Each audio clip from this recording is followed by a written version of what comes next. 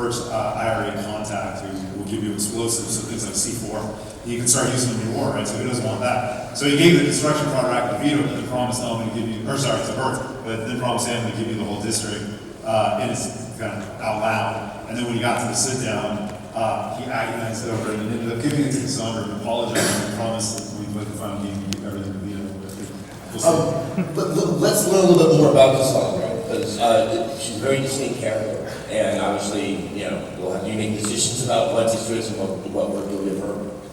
Yeah, so Cassandra, each of the three underbosses kind of heads up a distinct kind of criminal element within the city.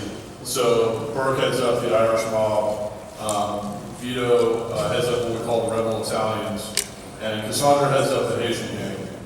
And at the start of the game, basically, they're in conflict with Sammy, who is Lincoln's adopted father, over numbers running, which was a racket that, when we did our research, it's the same how much money the mob makes from gambling. But numbers is basically, you would play, it's basically kind of a form of a lottery where you would place a bet. And then ostensibly, the final numbers would be something like the circulation of the New York Times, then the stock market, something like that, the mob couldn't tamper with. But that brings her into conflict with Sammy. And then obviously, because of some things that we're not ready to discuss yet, she's willing to fall in with Lincoln and help him go after Sal McConnell. And of course, we also have Vito, who we know from the previous Mafia games. Was that something you planned to do at the outset to kind of bring him in so that there was some kind of lineage?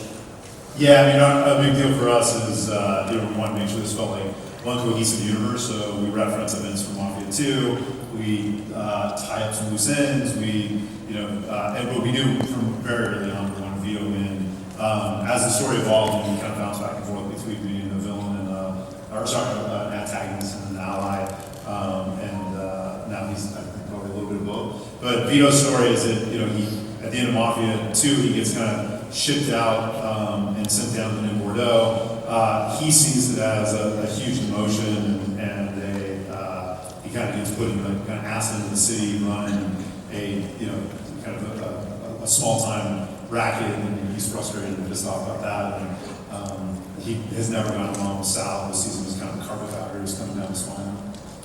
And other than your lieutenants, I mean, there are other sort of allies that you populated this world with.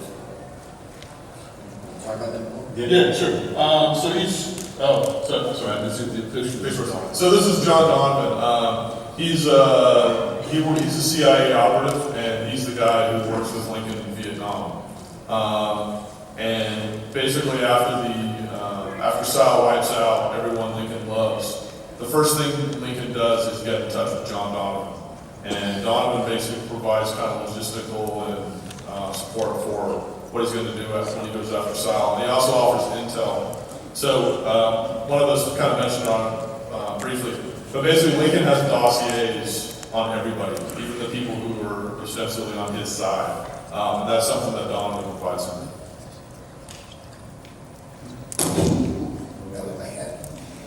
Do we have another slide? Fine. All right. So